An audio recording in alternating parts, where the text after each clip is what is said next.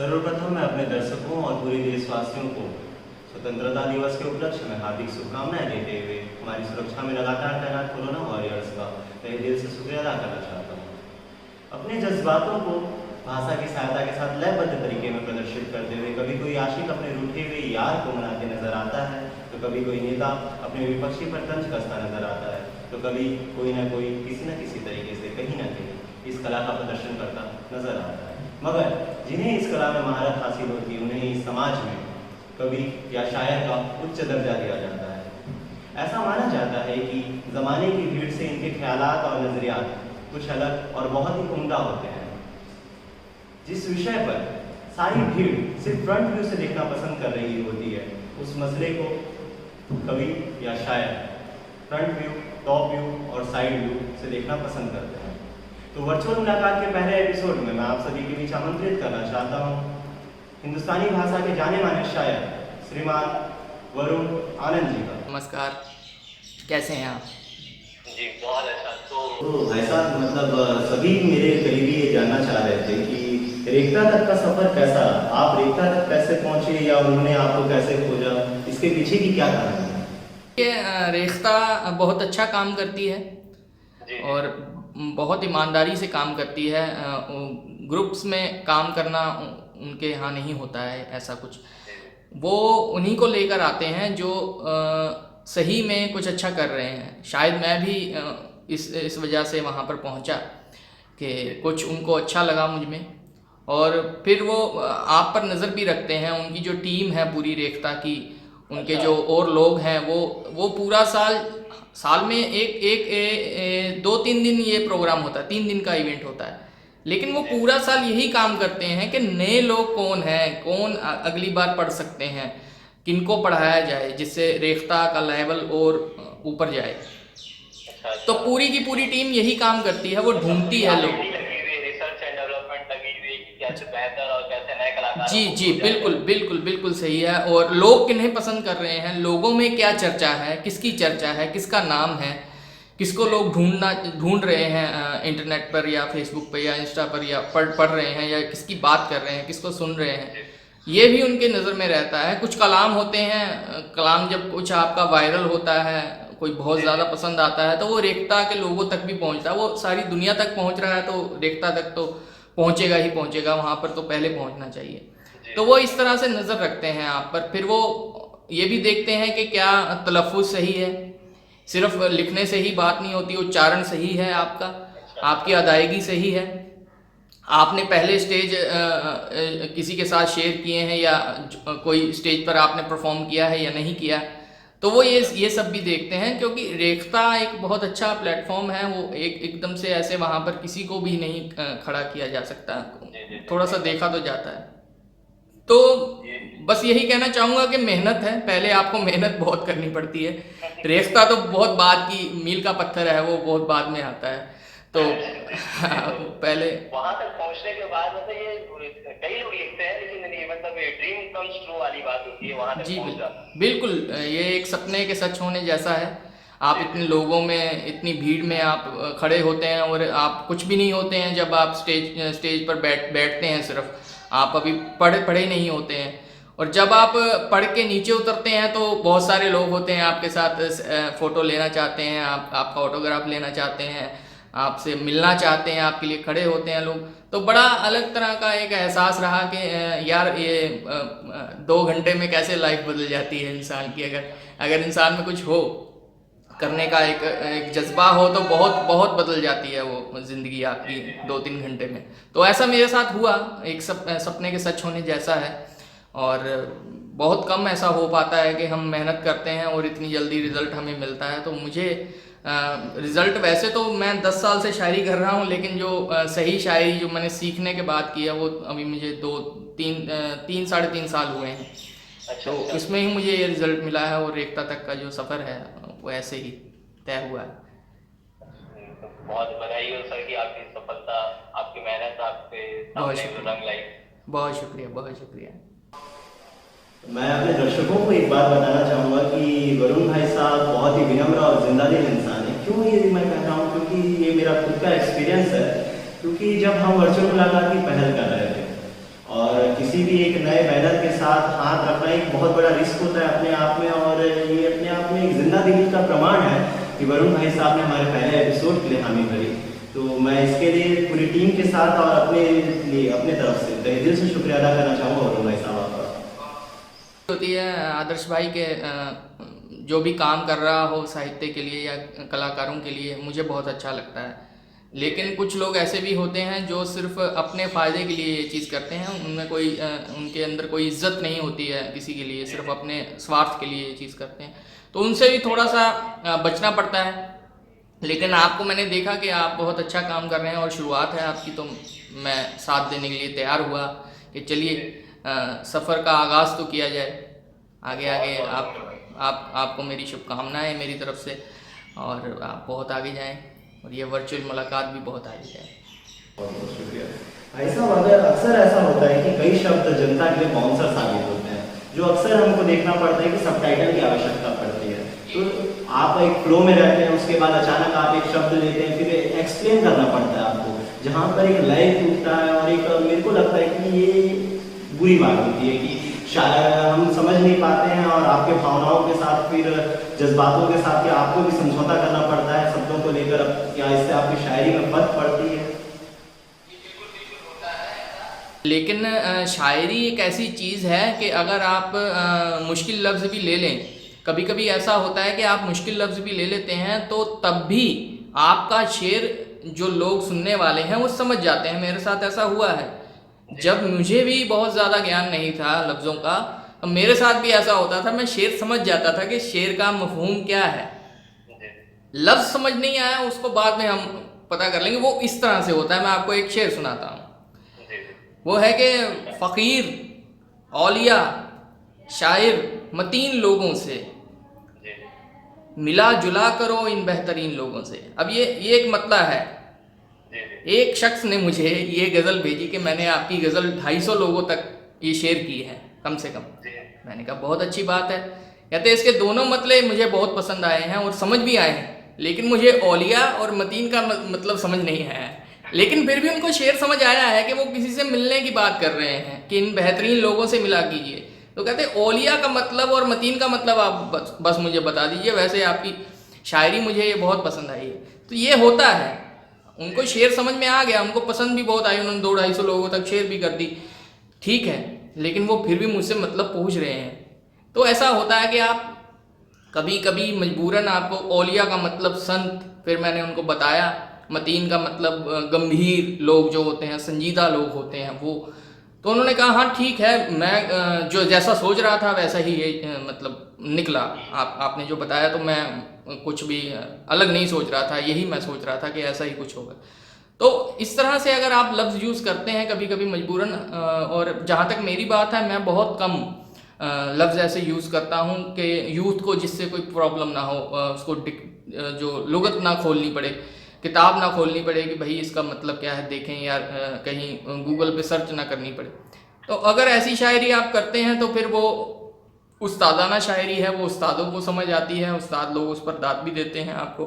लेकिन आम जनता के दिल तक अगर आपने पहुंचना है तो आप आजकल की जो बोली है, आजकल की जो भाषा है, जो अदब में आती है, अदब के दायरे में रहकर आप आम भाषा का, आम लफ्ज़ों का अगर आप यूज़ करते हैं, इस्तेमाल करते हैं तो वो ज़्यादा बेहतर है। मैं यही करता हूँ। बहुत कम होता है मेरे साथ ऐसा कि मैं मुश्किल लफ्ज़ यूज़ करूँ, और अगर मैं करता भी हूँ कहीं तो उसको इतना आसान बना देता हूँ मिसरों के साथ कि वो मुश्किल ना लगे। अब वो शेर बड़ा मकबूल हुआ, आधा दाना आधा पागल, नहीं नहीं नहीं, उसको पाना है तो पूरा पागल बन। अब दाना पे कोई सोचता ही नहीं है कि दाना का मतलब क्या है, उनको यह है कि उसको पाना है तो पूरा पागल बन। भाई आधा चतुर और आधा, उसको पता लग गया सुनने वाले को कि दाना का मतलब यही हो सकता है।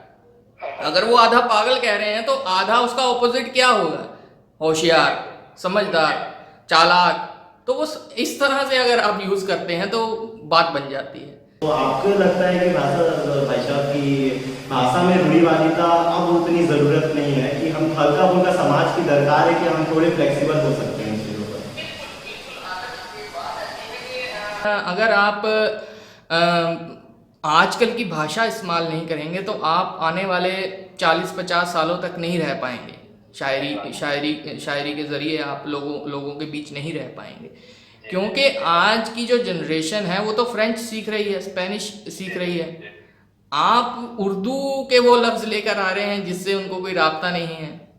तो आप ऐसी लफ्ज़ियात आप लेके आइए, ऐसे अल्फाज आप लेकर आइए जो उनको बहुत आसान लगे, जिससे वो जुड़ जाएं, जिससे शायरी ज़िंदा रहे। ज़िंदा किसने रखनी है शायरी? नौजवानों ने रखनी है, आने वाली पीढ़ी ने रखनी है। जो हमारे बुज़ुर्ग हैं वो तो सभी लफ्ज़ जानते हैं, वो तो उर्दू भी, मेरे दादा थे वो उर्दू में ख़त लिखा करते थे, हमको उर्दू नहीं आती थी, हमारे नाना लिखा करते थे। तो ये होता है कि हमारी नानी को भी उर्दू आती थी। तो ये पुराने लोग तो जानते थे ये चीज़ें, लेकिन नई जनरेशन को आप उर्दू अगर हल्की हल्की उर्दू अगर आप देंगे तो वो कबूल करेंगे, लेकिन आप उन पे एकदम से अगर वो बहुत भारी भारी लफ्ज़ अगर फेंकेंगे तो फिर वो तो उनको पत्थर की तरह लगने वाले हैं। तो इस तरह से नहीं, आसान लफ्ज़ों से, हाँ थोड़ी सी आपको ज़माने के साथ चलना पड़ेगा, बेशक चलना पड़ेगा। और भाई साहब मैं ये जानना चाहता था कि आपके और मेरी उम्र में लगभग 1 दशक का फर्क है, तो 1 दशक का फर्क होना का ये मतलब होता है कि कई सारे बदलाव उनको देखने को मिलते हैं। तो आप किन बदलावों को देखकर खुश होते हैं और किन बदलावों को देखकर दुखी होते हैं? देखिए, खुशी का कारण भी आजकल का नौजवान है और दुख का कारण भी आजकल का नौजवान ही है। तो ये एक बड़ी विचित्र सी बात है, ये बहुत अलग सी बात है कि दोनों ही कारण। अब आप रेख्ता में जाइए, किसी दिन इवेंट होता है, आप जाइए, इस साल शायद ना हो पाए, इंग्लैंड में हो रहा है वो, तो इंडिया में नहीं हो पाएगा, लेकिन अगर आप जाते हैं तो वहाँ पर आप देखें तो 80% जो है वहाँ पे यूथ आता है। अच्छा, 80% मेच्योर लोग जो हैं वहाँ पर 20% ही आपको मिलेंगे, बुजुर्ग लोग या मेच्योर लोग 20%, 25% लगा लीजिए हद। बाकी जो है वो वहाँ पे यूथ है, लड़कियाँ हैं, लड़के हैं, वो यूथ ही मिलेंगे आपको, मतलब यंग मिलेंगे आपको, स्टूडेंट्स हैं। तो वहाँ पर देखकर बड़ी खुशी होती है कि यार बड़ा ऊंचा कर दिया इन्होंने रेख्ता को, इनकी वजह से रेख्ता है, तो बड़ा अच्छा लगता है। लेकिन दूसरी तरफ जो वो TRD वाले हैं, ये सब क्या कर रहे हैं ये लोग, इनको कुछ पता नहीं है ओपन माइक्स में क्या बोलना है। अदब का दायरा, अदब का दामन तो हमेशा ही थाम कर रखना है हमको। ये अदब पहला करीना है मोहब्बत के करीनों में, ये हमेशा याद रखना चाहिए। साहित्य में अदब होना बड़ा ज़रूरी है, साहित्य ही अदब है, और अदब के दायरे में रह के ही हमको सब कुछ करना होता है। तो अदब हम छोड़ते जा रहे हैं। एक तरफ ये भी एक दुख होता है बड़ा कि आप रेप को प्रमोट कर रहे हैं, कभी आप कुछ भी कह रहे हैं, कभी आप ओयो होटल की बात कर रहे हैं, कभी होटलों के रूम की बात कर रहे हैं। मतलब ये क्या हो रहा है शायरी के नाम पर? और आप मतलब बैकग्राउंड म्यूजिक डालकर आप, हाँ बैकग्राउंड, नहीं लगेगा। हाँ तो वो लड़कियां हैं, जॉन एलिया की कोई शायरी चुरा कर बोल रहा है, कोई किसी बड़े शायर मकबूल की वो चुरा कर अपनी लाइनें बीच में पहले उनकी सुना देता है, फिर बीच में आगे मैंने ये लिखा, ये भी आप सुन लीजिए। जब वो अपनी सुनाने लगता है तब भी पकड़ा जाता है कि ये वो कहाँ और ये कहाँ। तो मतलब क्या हो रहा है, आप अपने हिसाब से कुछ भी कर रहे हैं, तो वो एक दुख का कारण भी है। लेकिन मज़े की बात ये है कि मैं समझता हूँ कि चलिए, हर एक अच्छी चीज़ के साथ बुरी चीज़ भी होती है। अगर हम कोई सब्ज़ी भी चुनते हैं तो उसमें भी कुछ ख़राब पीसेस होते हैं, कुछ ख़राब चीज़ें होती हैं, वो हम अलग कर देते हैं। तो ये तो फिर भी दुनिया है। तो एक अलग बात, खुशी की बात यह है कि यूथ फिर भी बहुत ज़्यादा जो मात्रा है वो अच्छे वाली है, अच्छा यूथ है, और वो खुद भी लिखना चाहता है, सुनना भी चाहता है, दीवाना भी है शायरी का एकदम, और अच्छा लगता है वो। भाई साहब, गजल के भी तो कुछ नियम होते हैं ना कि उसके पहले जुमले में और पहले शेर के दूसरे जुमले में आखिरी के शब्द मिलने चाहिए। हाँ बिल्कुल, वो तो तुकांत तो होना ही चाहिए, तभी गज़ल होती है, नहीं तो वो गज़ल कहलाई नहीं जाएगी, वो गज़ल मानी नहीं जाती है। तो ये नियम गज़ल में मेरे भाई इतने नियम हैं, इतने कायदे हैं कि कहीं ना कहीं एक बहुत अच्छा शायर भी गलती कर जाता है, कहीं ना कहीं एक बहुत अच्छा शायर भी गलती कर जाता है। परफेक्ट गज़ल कहना बहुत मुश्किल है, ये सबसे मुश्किल विधा है दुनिया की।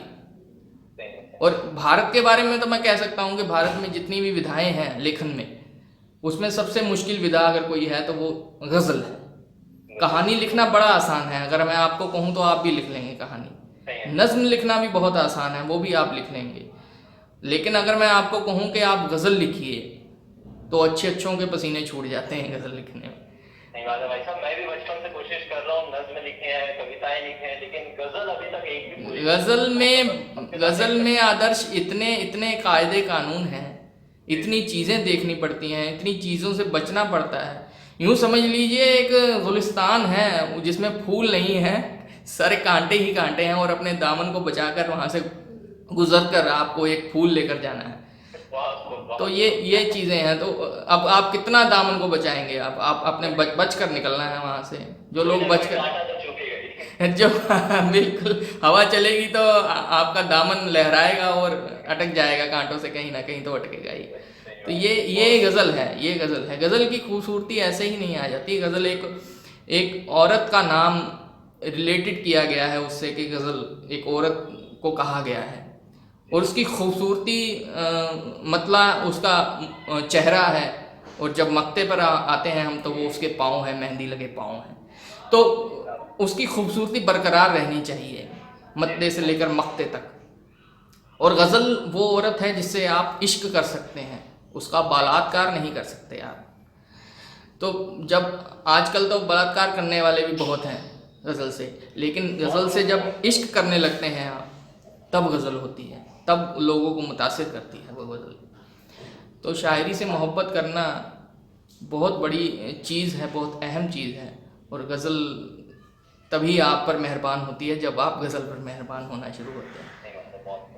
जी भाई साहब, तो आपको क्या लगता है, आपके हिसाब से आपके ऑल टाइम फेवरेट शायर कौन है, जो जिसे आप अपना उस्ताद से हैं, या इनकी शायरी देखकर आप बड़े हुए, सुन के बड़े हुए? देखिए, हमने तो पहले राहत साहब को सुनना शुरू किया, तब हम छोटे थे, शायरी की बहुत ज़्यादा समझ नहीं थी, तो लेकिन मुतासिर करने वाली चीज़ें थी उनके पास। हमने सुना तो हमको लगा कि यार इस तरह से शायरी होनी चाहिए। फिर वसीम साहब को सुना तो लगा कि भाई अगर आपको ज़िंदा रहना है, लोगों के घरों तक आपको महदूद रहना है, तो फिर वसीम साहब जैसी शायरी होनी चाहिए।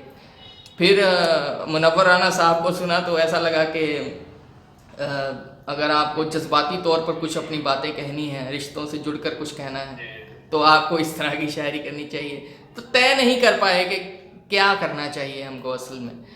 तो तब तो इंसान यही होता है कि जब शुरू करता है तो यही सोचता है मैं इसकी तरह बन जाऊँ, मैं उसकी तरह बन जाऊँ, लेकिन करना हमको ऐसा नहीं होता है कुछ भी। हमको अपनी तरह ही बनना चाहिए, जो हम हैं वही हमको करना चाहिए हमेशा। अगर कोई वरुण आनंद है तो उसको वरुण आनंद बनने की कोशिश करनी चाहिए, अगर कोई आदर्श है तो उसको आदर्श बनने की कोशिश करनी चाहिए। तो ये बड़ी अहम चीज़ें हैं। तब तो हम ये सोचते थे। बाद में जब शायरी थोड़ी बहुत करने लगे तो मैं मुतासिर हुआ जिस शायर से, बशीर बद्र साहब ने भी मुझे बहुत मुतासिर किया है। और वो एक ऐसे शायर हैं जिनके बहुत सारे शेर जो हैं अमर हो गए हैं, अमर हो गए हैं उनके शेर। आज भी उनके शेर लोग दोहराते हैं अपनी बातचीत में। तो आपके पसंदीदा शेर उनके हो जाए? हाँ, उनका है कि आंखों में रहा दिल में उतर कर नहीं देखा, कश्ती के मुसाफिर ने समंदर नहीं देखा, पत्थर मुझे कहता है मेरा चाहने वाला, मैं मोम हूँ उसने कभी छू कर नहीं देखा। और उनका वो एक शेर है कि कुछ तो मजबूरियाँ रही होंगी, यूं कोई बेवफा नहीं होता।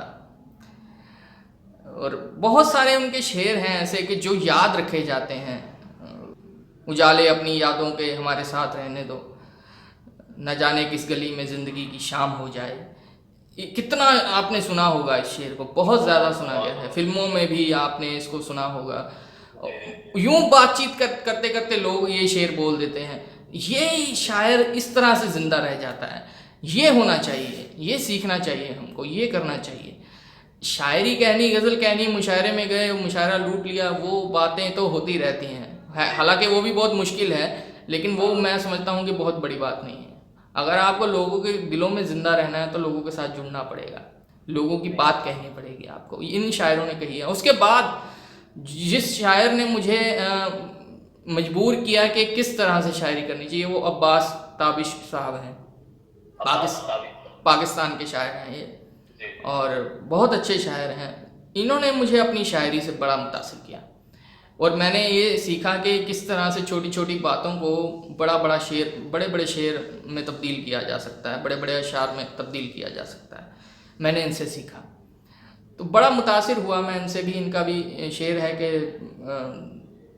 हमने पूछा कि इजहार नहीं हो सकता, दिल पुकारा कि खबरदार नहीं हो सकता। हमने पूछा कि इजहार नहीं हो सकता, दिल पुकारा कि खबरदार नहीं हो सकता। तेरे बारे में जिसे पूछें यही बोलता है, खूबसूरत है वफादार नहीं हो सकता। खूबसूरत है वफादार नहीं हो सकता। इसलिए तो हमारा निशाना बनता है, इसीलिए तो हमारा निशाना बनता है, हमारे सामने आकर ज़माना बनता है। शेर सुनिएगा। इसीलिए तो हमारा निशाना बनता है, हमारे सामने आकर ज़माना बनता है, हमारे जिस्म की ईंटें लगाई जाती हैं, हमारे जिस्म की ईंटें लगाई जाती हैं, हमें ठिकाने लगाकर ठिकाना बनता है।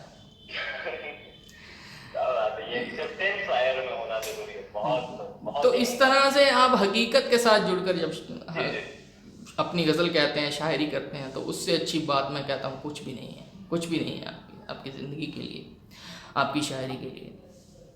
भाई साहब, आपको क्या लगता है कि नए दौर के शायरों में किसके ख्यालात और नजरियात बहुत ही उम्दा हैं, और आपको लगता है कि लोगों को जरूर उन्हें और ज्यादा सुनना चाहिए? देखिए, नए दौर में चिराग शर्मा बहुत अच्छा काम कर रहे हैं। मेरे बहुत अच्छे दोस्त भी हैं, और दोस्त होने के नाते नहीं मैं कह रहा हूँ, सच में उनकी शायरी जो है बहुत अच्छी है। अमरदीप सिंह हैं, वो भी मेरे बहुत अच्छे दोस्त हैं, लेकिन आप उन्हें सुनिए। संजीदा शायरी अगर आपने सुननी है और मेयारी शायरी अगर आपने सुननी पढ़नी है तो आप अमरदीप सिंह हैं, चिराग शर्मा हैं, अब्बास कमर हैं। अब्बास कमर भाई का बहुत अच्छी शायरी है उनकी। रेख्ता में मेरे साथ थे वो। अशकों को आरज़ूए रिहाई है रोइए, अशकों को आरज़ूए रिहाई है रोइए, आँखों की अब इसी में भलाई है रोइए। हम हैं असीरे ज़ब्त इजाज़त नहीं हमें, रो पा रहे हैं आप बधाई है रोइए। तो क्या शायरी है। देखिए, हमारे मुल्क में बहुत से शायर हैं, नौजवान शायर हैं जो बहुत अच्छा काम कर रहे हैं। उसके लिए हमें किसी दूसरे मुल्क की तरफ देखने की ज़रूरत नहीं है। हमारे अपने मुल्क में इतने शायर, नौजवान शायर हैं। चिराग शर्मा हैं, अब्बास कमर हैं, आशु मिश्रा हैं, बहुत अच्छी शायरी है इन सब लोगों की।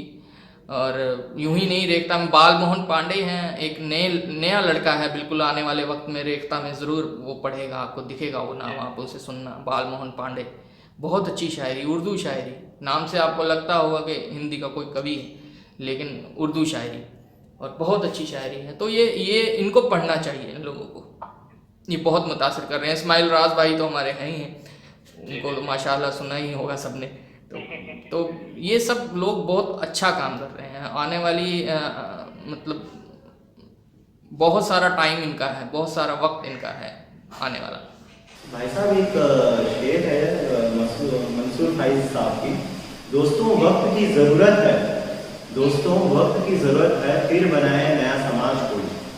और एक तासिर सिद्दीकी साहब की एक शेर है कि चलो मिल के बदल देते हैं समाजों को, चलो मिल के बदल देते हैं समाजों को, मिटा दे सारे ज़माने के बदरिवाजों को। तासिर सिद्दीकी साहब की ये शेर है। तो आपको क्या लगता है कि एक शायर किस तरीके से समाज में सकारात्मक परिवर्तन लाने के लिए बाध्य होता है? बिल्कुल भाई, शायर बहुत। अब राहत इंदौरी साहब का इंतकाल हुआ है पिछले दिनों, आपने देखा ही होगा, सुना ही होगा। आप देखेंगे उनके साथ कितनी बातें जोड़कर कही जा रही हैं कि वो एक इनकलाबी शायर थे। उन्होंने वो बात कही है जो अच्छे अच्छे शायर उस दौर में नहीं कह पा रहे थे, वो बात उन्होंने कही।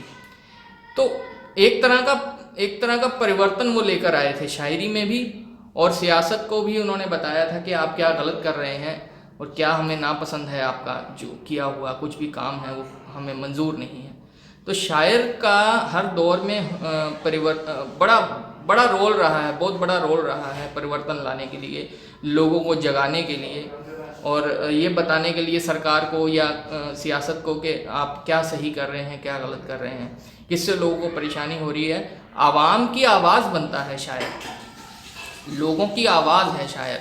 लोग नहीं आवाज़ उठा सकते जहाँ पर वहाँ शायर आवाज़ उठाता है कि ये गलत है, ये सही है।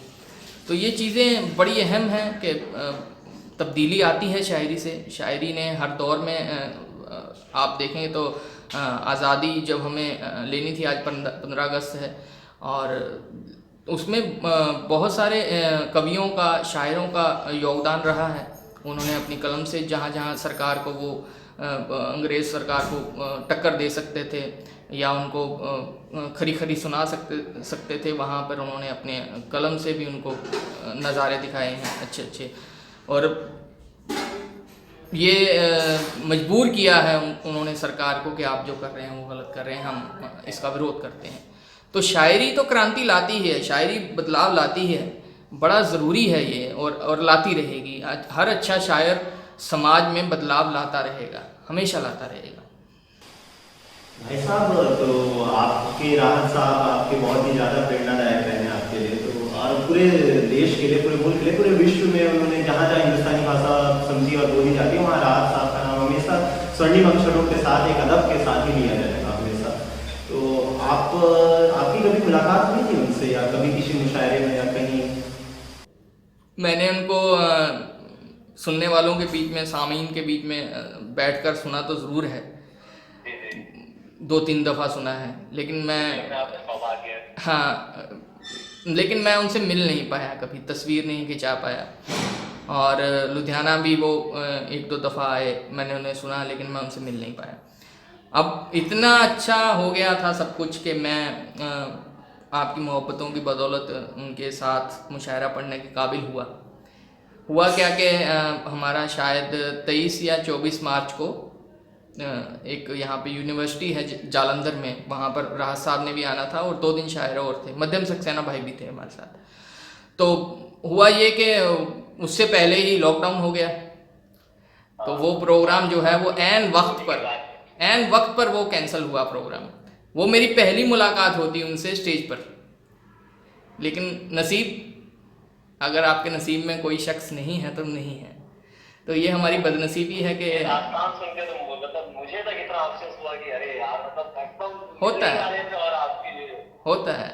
हमारा प्रोग्राम, पोस्टर आ गए थे, आप इंस्टा पे जाइए, वहाँ पे पोस्टर मैंने अभी भी रखा हुआ है, वो डिलीट नहीं किया है। वो होना था प्रोग्राम, मैंने पोस्टर भी डाला था, लेकिन वो नहीं हो पाया कोरोना की वजह से। यूनिवर्सिटी तो पहले ही बंद हो गई थी, पहले ही 15-16 को ही ये ऐलान हो गया था कि नहीं हो पाएगा प्रोग्राम। बाद में तो पूरे देश में ही लॉकडाउन हो गया। तो ये हुआ कि राहत साहब ने, उन्होंने कहा, जो करवा रहे थे हमारे भाई, कि जैसे ही ठीक होगा मैं ज़रूर आऊँगा यहाँ पर। तो चलिए, एक उम्मीद बंधी हुई थी, लेकिन किसने सोचा था कि ये सब हो जाएगा और कभी भी उनसे मिलने का मौका ज़िंदगी में फिर दोबारा नहीं मिलेगा। तो ये होता है, ऐन वक्त पर कभी कभी आप चूक जाते हैं किसी बड़ी चीज़ से, या बड़े मौके से आप चूक जाते हैं। तो ये हमारी बदनसीबी है, मैं यही कहूँगा। भाई साहब, मैं आपसे गुजारिश करना चाहूँगा कि आप कोई भी अपनी पसंदीदा गज़ल के कुछ आसार सुनाना चाहें, हमारे दर्शकों को सुनाना चाहें।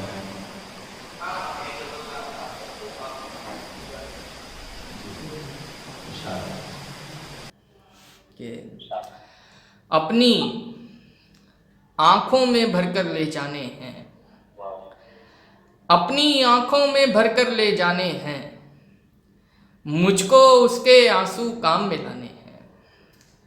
अपनी आँखों में भरकर ले जाने हैं, मुझको उसके आंसू काम में लाने हैं। देखो हम कोई वहशी नहीं, दीवाने हैं। देखो हम कोई वहशी नहीं, दीवाने हैं। तुमसे बटन खुलवाने नहीं लगवाने हैं। देखो हम कोई वहशी नहीं, दीवाने हैं।